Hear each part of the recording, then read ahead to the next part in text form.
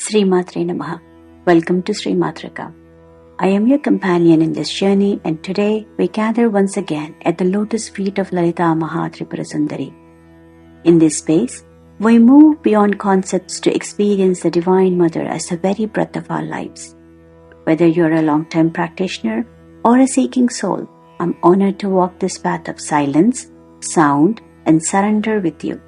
Let us explore her radiance together. Today, I want you to imagine sitting down for a deep, late-night podcast conversation. There are no quick sound bites here, no superficial summaries. We are diving into a stream of thought that bridges ancient mysticism with modern psychology, quantum physics, and daily survival. If we look closely at what the new generation faces today, it is an undercurrent of deep exhaustion. Young people are hyper-connected yet incredibly lonely. They are told they can be anything, which leaves them feeling like they are nothing if they fail. Traditional religion often feels rigid, demanding blind belief, while modern materialism feels empty, treating people like machines that just consume and produce. This is exactly where Srividya becomes relevant, not as a dogmatic religion, but as an ultimate operating system for the human mind and soul. So, what is Srividya? Simply put, Srividya is a science of sacred joy. Sri means auspiciousness, beauty, abundance, and divine feminine energy. Vidya means knowledge, science, or a systematic path of practice. Put them together and Srividya is the science of true abundance or the knowledge of radiant beauty. It is an ancient, highly structured spiritual path originating from the tantric traditions of India. But do not let the word tantric confuse you. In its original sense, Tantra simply means a framework or a technology to expand human consciousness. Srividya is essentially a technology that teaches you how to live in the world with total success and material joy while simultaneously realizing your deepest spiritual nature. Most spiritual paths tell you that to find God or peace, you must give something up. They tell you that the world is an illusion, that your desires are bad, or that you need to go to a cave and fast. Srividya says the exact opposite. It looks at the universe and says, everything you see, touch, and feel is the Divine Mother. Your body is a temple, your desires are the fuel of life, and this world is a playground. It is a path of absolute affirmation. It does not ask you to choose between spirituality and a successful career or between a deep inner life and a happy relationship. It tells you that material abundance and spiritual liberation are two sides of the exact same coin. Philosophically, Srividya is rooted in non-duality, that is Advaita. It states that there is only one ultimate reality, one singular consciousness. But while some paths view the world as a mistake or a dream to wake up from, Srividya views the world as the active, dynamic expression of that consciousness. Think of it like an actor playing a role. The actor does not forget who they are, but they throw themselves into the play with total passion. In Srividya, the universe is the cosmic play of the Divine Mother, who is personified as Lalita Mahatripura Sundari. Tripura Sundari literally translates to the beauty of the three worlds. This does not just mean a beautiful woman in the sky. It refers to the beauty that underlies all three states of human experience: your waking life, your dream life, and your deep, dreamless sleep. It represents the underlying harmony behind your subconscious mind, and your unconscious mind. When you practice Srividya, you are learning to tune your mind to that ultimate frequency of harmony and beauty, so that no matter what chaos happens around you, your core remains unshaken and deeply joyful. To understand how this works practically, we have to look at the three main pillars of Srividya practice: Yantra, Mantra, and Tantra. Yantra is the visual map of the universe and your own psyche. In Srividya, this is the famous Sri Yantra. If you look at a Sri Yantra, it is a mesmerizing, complex geometric pattern made of 9 interlocking triangles radiating from a single central point called Bindu. 4 of these triangles point upward, representing the masculine principle of pure, still awareness, Shiva. 5 point downward, representing the feminine principle of dynamic, creative energy, Shakti. Where they intersect, they create 43 smaller triangles forming a perfect matrix. For a modern mind, think of the Sri Yantra as a fractal or a blueprint of energy. It is a visual representation of how the one singular source of life breaks down into the complex physical universe. When a practitioner meditates on the Sri Yantra, they are not just looking at a pretty pattern. They are training their brain to move from outer chaos back to inner focus. You start from the outer gates of the geometric drawing, representing the physical world, your outer environment and distractions, and you mentally travel inward, layer by layer, triangle by triangle, stripping away your anxieties, your limiting beliefs, and your conditioned identities.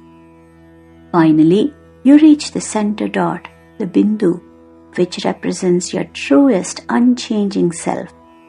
It is a profound psychological tool for resetting a scattered mind. Now, the second pillar is mantra. In Srividya, the primary mantra is the Panchadasakshari or the 15-syllable mantra, or the Shodasi 16-syllable mantra. To the modern ear, mantras can sound like magic spells, but Srividya approaches them like sound therapy or neuro-linguistic programming. The universe at its fundamental level is nothing but vibration, spanda. Quantum physics tells us that matter is just energy vibrating at specific frequencies.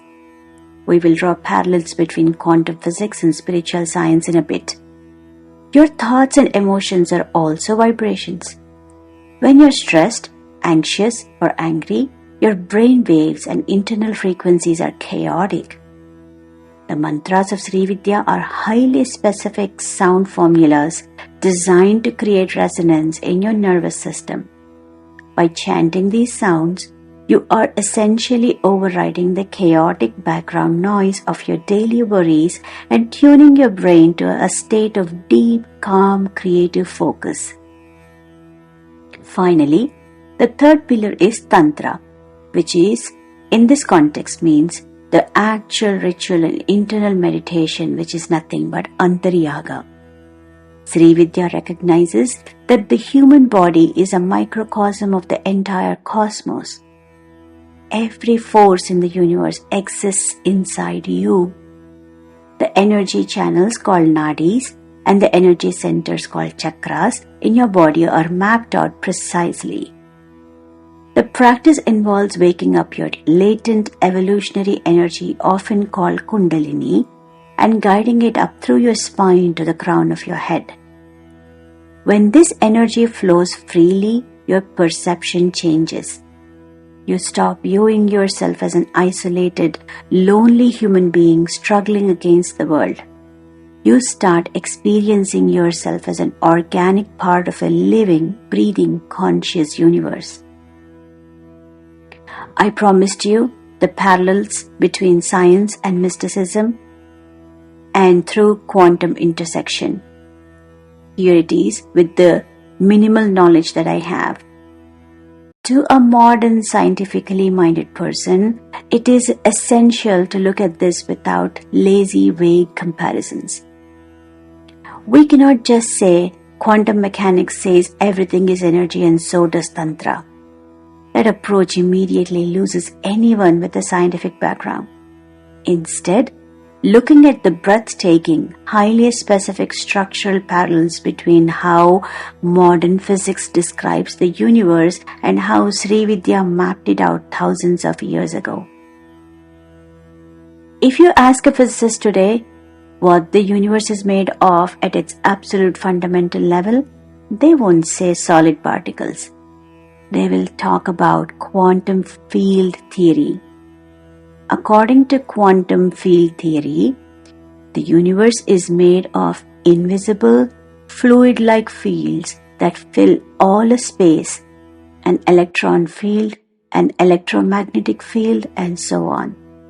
When those fields are completely quiet, that is called the vacuum state or the zero-point energy field. It looks like absolute nothingness, but physics tells us it's not empty at all. It's a bubbling ocean of infinite potential, holding all the latent energy required to create the entire physical universe. Again, forgive my limited knowledge in quantum physics. Effort was to gather, summarize, and draw a connection to spirituality. Now, look back at that absolute center of Sri Yantra, the Bindu. It is defined as a dimensionless point with zero length, width, and depth. It is literally nothing. Yet, the ancient texts say the Bindu contains the entire cosmos in a condensed potential state. It is the exact boundary line where the unmanifest becomes manifest. Think of the vacuum state of the universe like a completely still, dark ocean. You can't see any shapes, but the water is there. That is the Bindu. If a ripple of energy hits that quiet field, a particle suddenly pops into existence.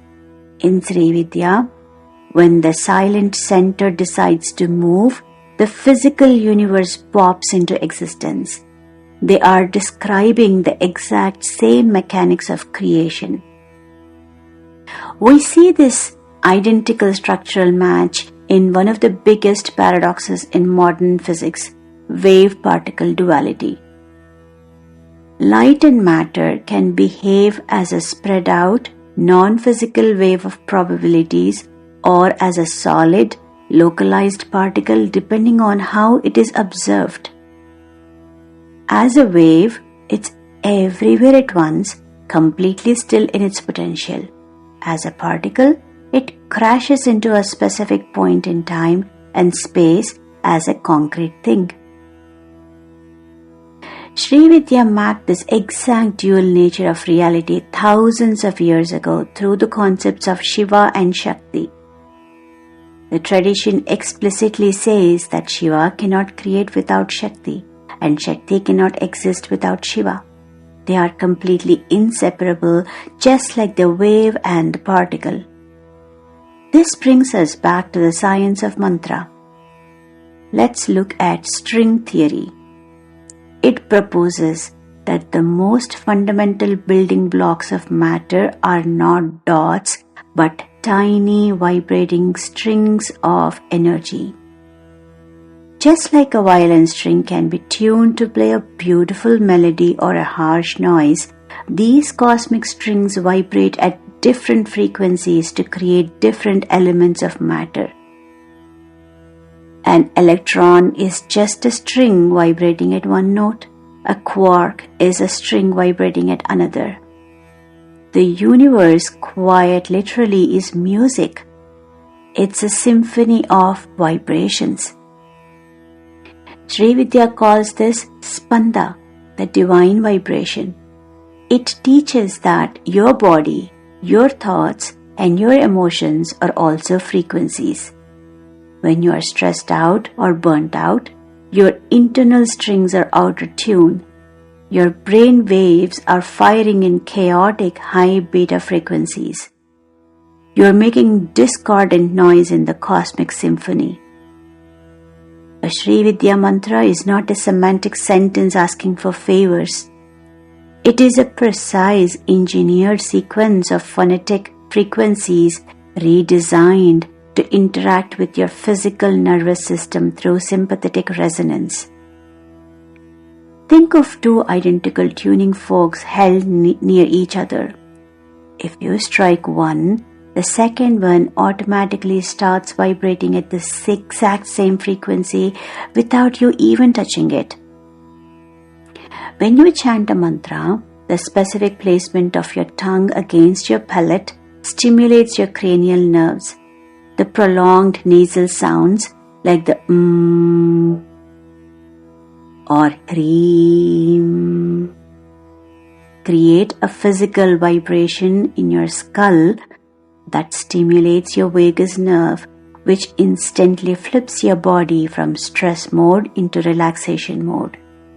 The repetitive rhythm forces your brain waves to entrain, shifting your mind out of anxious chatter and down into highly organized, calm, creative states.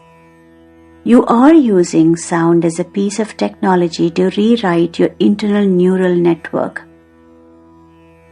To truly appreciate Srividya, we have to look at the people who mastered it. They were not out-of-touch ascetics. They were some of the most brilliant, creative and dynamic minds in the history. They show us that Srividya creates people who are deeply passionate, intellectually brilliant and fiercely effective in the world. The most famous historical figure associated with Srividya is Adi Shankaracharya, who lived over 1,000 years ago.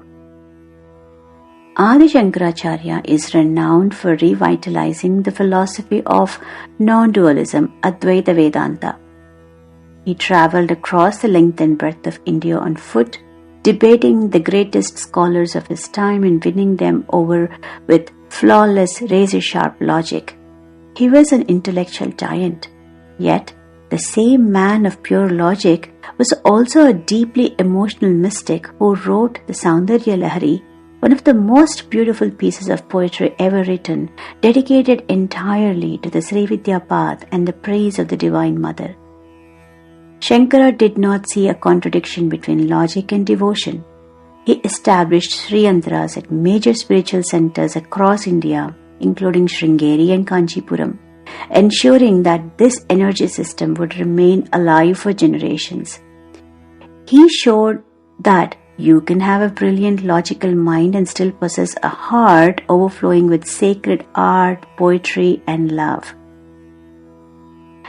In the late 19th and early 20th century, we see another giant, Bhaskarraya Makhin.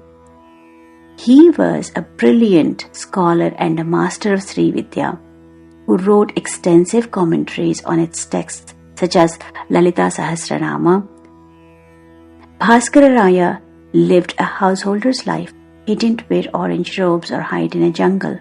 He lived in society, was highly educated, and used his formidable intellect to defend the path of Tantra against critics who didn't understand its depth.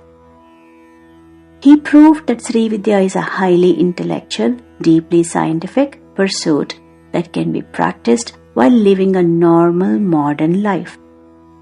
In more recent times, modern teachers have revolutionized the tradition by demystifying it. Historically, Srividya was kept highly secret, often shrouded in strict taboos regarding caste, gender, and background. These modern spiritual leaders broke those barriers down. They taught Srividya to everyone, regardless of gender, race, religion, or background. They approached the rituals like scientific experiments, explaining the psychological and physiological reasons behind every gesture or mudra and sound. These masters show us that Srividya is not a fragile belief system that crumbles under modern scrutiny. It is an expansive framework that welcomes logic, science, art, and total inclusivity. For the new generation to truly connect with Srividya, we have to strip away the cultural baggage and look at how it can be used right now in daily life. How do you accept, adapt, adopt, and respect this path when you have a 9-to-5 job, a mountain of student debt, and a relentless social media feed? I bet you're all thinking about the same. Because I've asked this question several times to myself. First, accepting that desires are not your enemy. Modern culture alternates between toxic consumerism, that is, buy more to be happy, and intense spiritual guilt, that is, you shouldn't want things. Srividya offers a beautiful middle ground. It teaches that your desire for a good career, a beautiful home, love, and comfort is completely natural.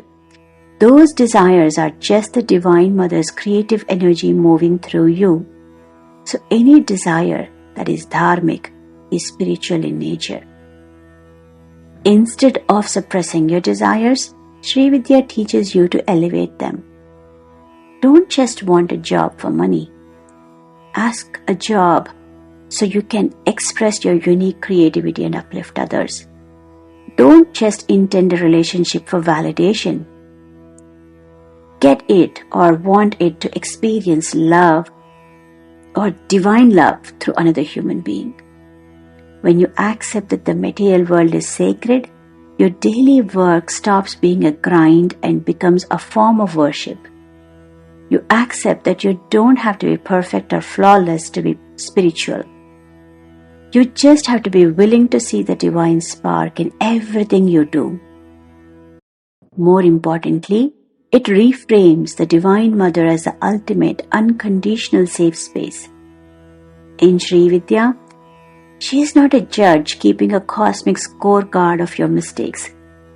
She is a mother. True mother doesn't love her child only when they look perfect or get an A.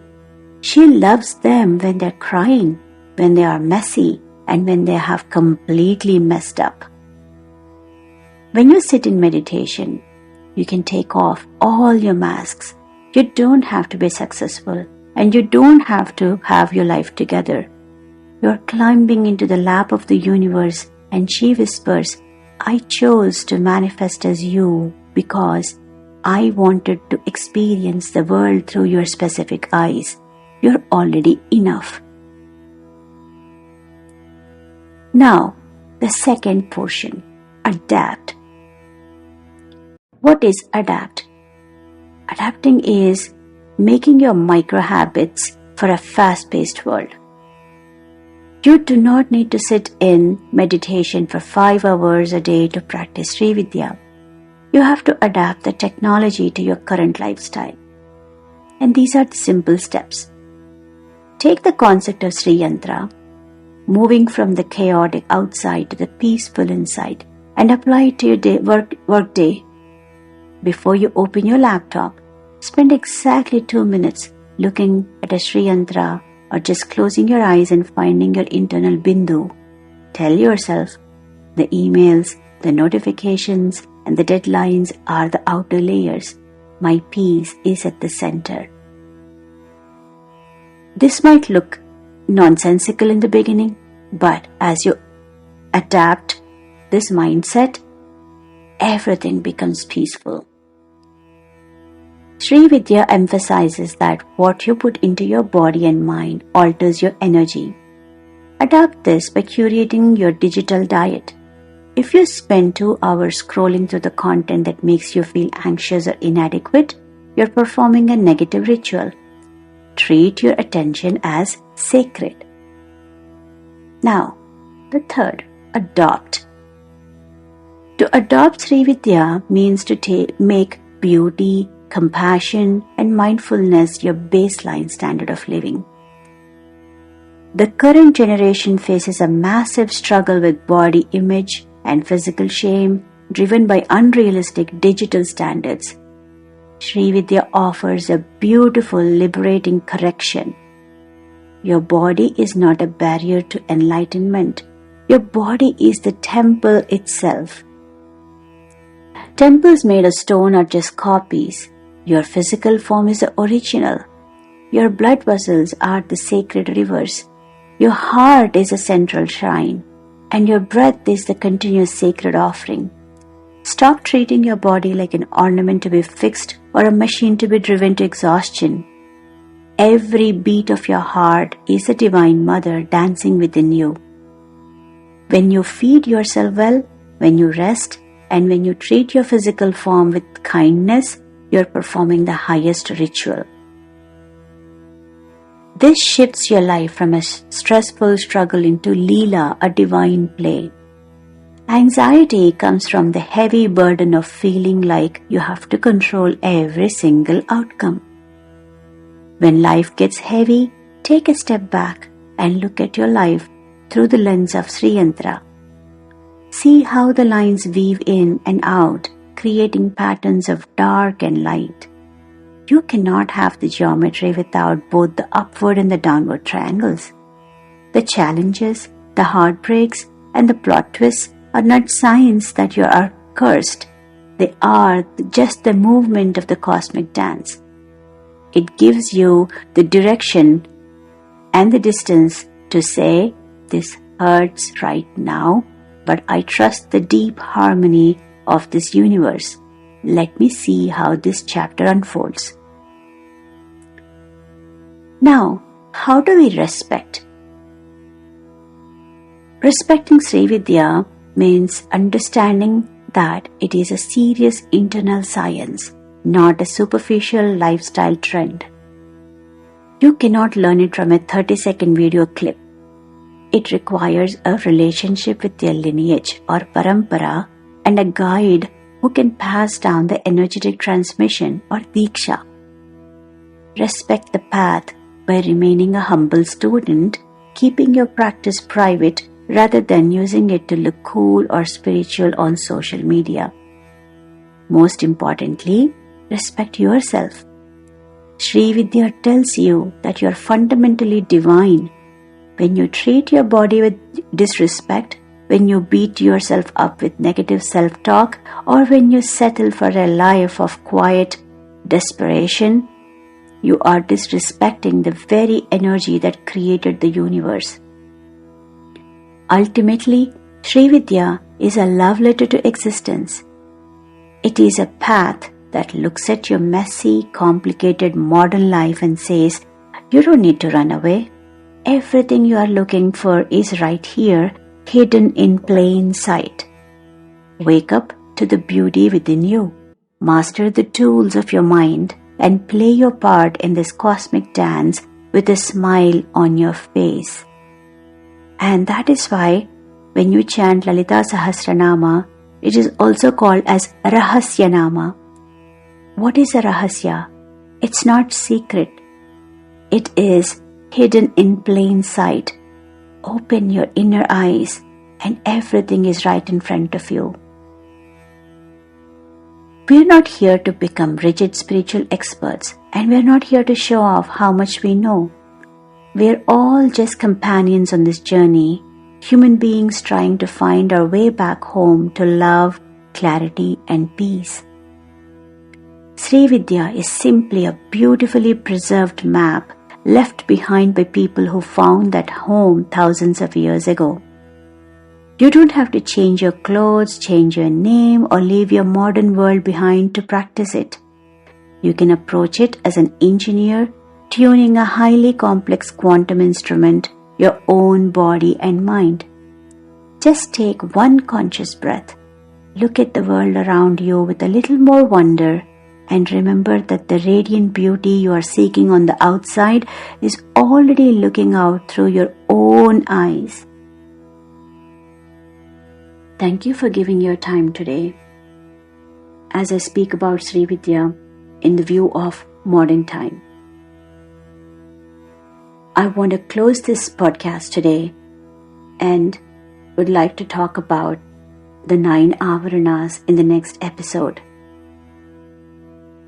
I humbly bow down to the Divine Mother, to the Guru Tattva, to all the Gurus and our family members who are supporting us in this journey of light. Sri Matre Namaha.